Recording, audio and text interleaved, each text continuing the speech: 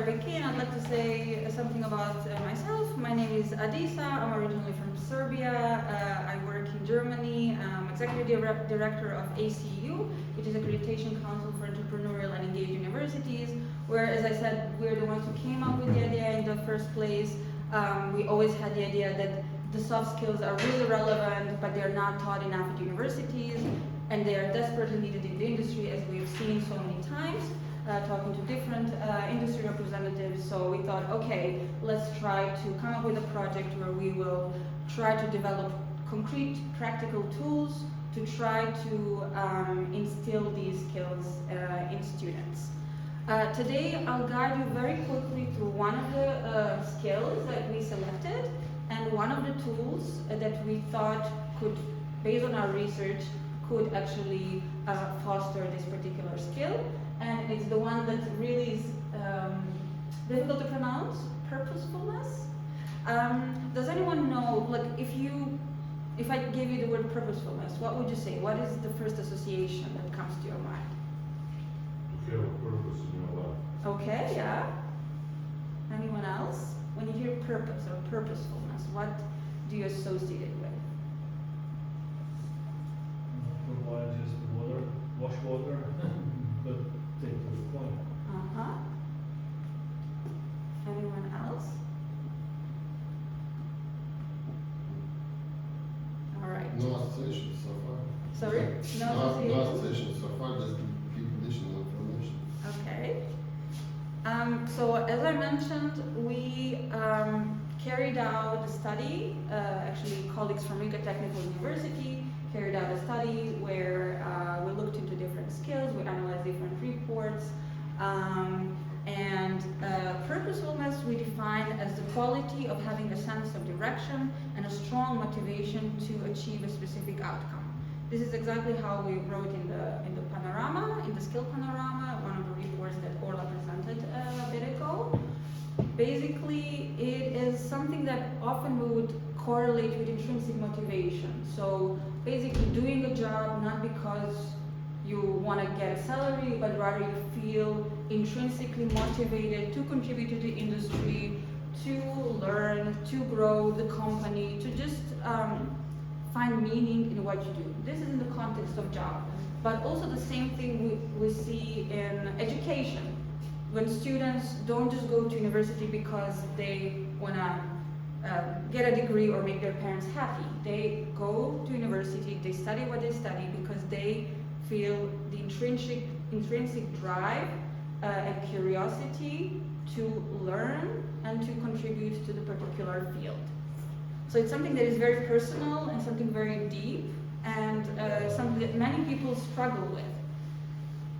And when we asked actually employers, they said that their employees actually miss this the most. Out of all skills that we analyzed, they said that employees miss this skill the most, and at the same time, this skill is the most important one out of all the skills.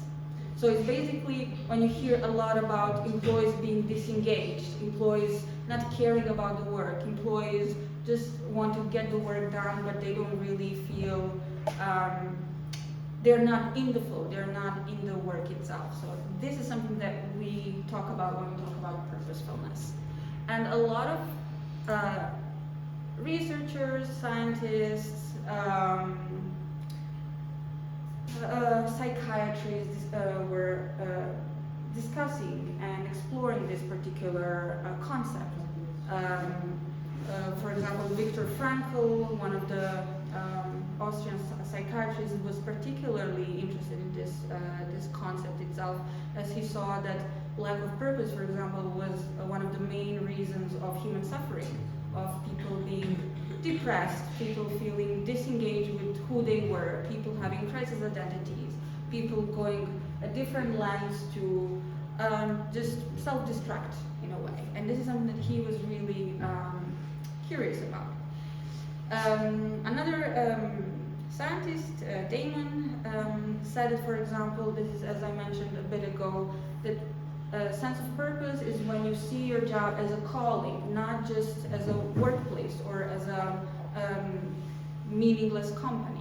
It's something that gives you meaning, that gives you satisfaction irrespective of your salary, irrespective of any kind of extrinsic motivating factors. It's you have the satisfaction of just doing the work, but you're not that motivated by external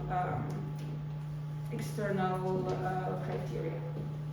And this is something that often we see in people who volunteer. They don't really get any kind of benefits in terms of monetary benefits, but they get this sense of purpose of doing something that makes them happy and that makes them contribute to the world being a better place.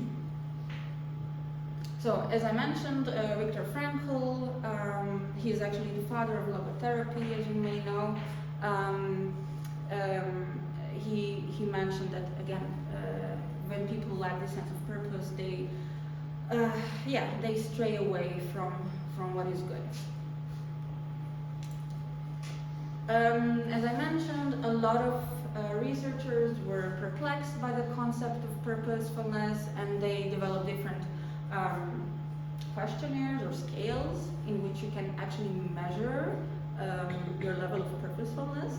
I'm not going to go into details, but if you want, I think we will probably share the slides with the participants, and you can have a look and maybe take a test yourself and see your level of purposefulness. But I just wanted to give you an idea of what has been done so far, and that it's not just like a fuzzy buzzword, but it's actually, there's a lot of research done in the background, and things are a bit more scientific. So it's a very, when you think about purposefulness, it's a very difficult concept, and we were all really struggling how you can actually teach it, because it's something very personal, it's something very attached to your life experience, to your characteristics, to your attitudes. But there is a way, as we've seen, looking through all these questionnaires and research done so far, what researchers have been saying is that purposefulness can be taught, or can be fostered, or can be cultivated with life crafting. And life crafting is something that Schippers and Ziegler came up with as a mechanism to find purpose and meaning in life. And the authors posit that life crafting is a process in which people actively reflect on their present and future life, set goals for important areas of life, social, career, and leisure times, and if required, make concrete plans and undertake actions to change these areas in a way that is more congruent with their values and wishes. So, having this into account, so we realize that purposefulness can be facilitated through a tool that is providing a lot of self-reflection, a lot of space for inner dialogues, for self-awareness, for setting goals, and it's something that is very personal. So we thought one way to do it is through, and one way that can be done in a very pragmatic way, and also what we can do with students, is journaling. I will explain you a little bit the mural board that we created, so where you have an actual steps and actual piece of paper where you can get students to go to the steps, and they can actually do the journaling themselves. So what is journaling? Journaling is where your thoughts, dreams, and reflections come together, painting a picture of your whole life journey. And it's a practice that involves regularly writing down your thoughts, your inner musings, goals, and it's supposed to encourage the self-reflection, goal setting, and tracking progress. And this is something that can help you, for example, if you're not sure if you're going the right way. Journaling can eventually help you to really clearly realize if what you're studying is your life goal. Journaling can potentially help you realize that, or if it's not, then it can be a way for you to find another path. But it's just a tool to help you clear your thoughts a little bit and kind of put things a bit into perspective.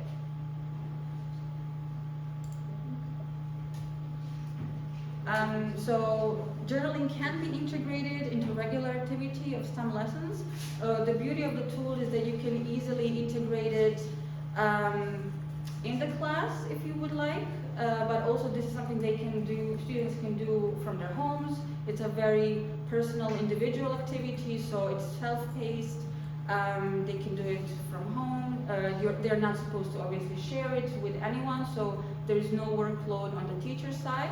But what we do to see if the activity, if the tool helped them, again, we would have self-assessment before doing the activity and self-assessment after doing the activity to see if there is any change on the particular skill.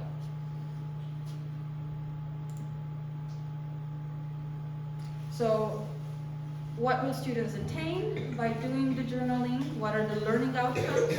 They would define and articulate their STEM-related goals and aspirations. As you will see, we created one printable where there are different themes. Normally, we also encourage that journaling is not too big and it's around a particular theme so that they can clearly kind of direct their thinking streams into a particular area, and then it's not too big and it's not too like a novel that has no particular shape. So in this case, it can help them articulate their STEM-related goals, enhance self-awareness, cultivate the sense of purpose by connecting their goals to a larger aspiration. As we mentioned, purposefulness is not just about a job, it's not just about a study, it's about your whole life and how your job, your studies actually fit into your larger life aspirations. It will also help you develop and organize your time management skills through regular reflection, so it helps you cultivate a particular habit. And it fosters growth mindset and adaptability in the face of challenges. Often we see journaling as a coping mechanism when you feel stressed out or when you had a bad day, rather than lashing out at someone. A lot of people would actually just write down their thoughts, unpack their problems, self-reflect, show some self-awareness, and then in this process they kind of calm down and actually are more resilient. So we created a step-by-step process for teachers on how to do the mural, how to kind of implement it with students, but I think it's very, very easy. We made it super simple. There is a mural link that can be printed out for students, for example, so they can write it down, or they can type, so you can also freely share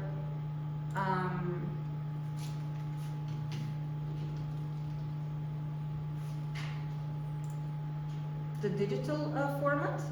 And you see it's a very, I don't know if you work with mural in your mural or mural with your students in RTU, you work? So you're then familiar with the tool and with the mechanics behind it. So I think it's very intuitive. So this is basically for you to give students. So the first step would be, before you begin journaling, take a moment to think about the purpose for using this journal. What do you hope to gain from this experience? What questions do you want to explore? Write your intentions on the first page. So this is something that should be very, like, one sentence, very clear goal. What do I want to achieve? Then also decide how often you want to do the journaling. Do you want to do it weekly? Do you want to do it monthly? And then consistency is often the key to success. So just decide on how often you want to do it. And then we also put some prompts that can help them, but of course they can have their own prompts. We just gave these as an example. For example, navigating challenges, my STEM role model, so identify a role figure in STEM who inspires you and explain what qualities or achievements they resonate with you. How does their journey impact your own aspirations in STEM? And we have a lot of other prompts that could help them, but the idea is not necessarily that they take something from here, they can easily just create one. And the journal is supposed to be the space for personal expression. It's very important to point out to students that nobody will read that. They're not supposed to share it with teachers, but they're supposed to go through the process. They're supposed to do it regularly, and then the way you can kind of control for whether this tool had any effect on them is again the self-assessment questionnaire. Again, very short, it's not meant to be a huge workload, 4 to 5 questions before, 4 to 5 questions after, just to see if there is any change. And I'm really curious to see if this one works, because it's, for me, it's such a, yeah, again, as I said, very personal, very depending on so many aspects in your life, and also depending on what habits you have since you were younger. So I'm actually really curious to see if this would, how well this would work. Again, we will make this available in the e-compass. You will have the link, so you can freely print it out. You can freely use the mural. It will be active. It's not going. We will keep it active for as long as it's needed. What is it? Yes. Probably you should explain people e-compass because not everybody's familiar with. So as Orla mentioned, e-compass will be a platform where we will have all the tools brought to life. But tomorrow Kara will explain you a little bit more about all the elements. I haven't seen it myself either, so it will be a grand reveal, I think, for all of us.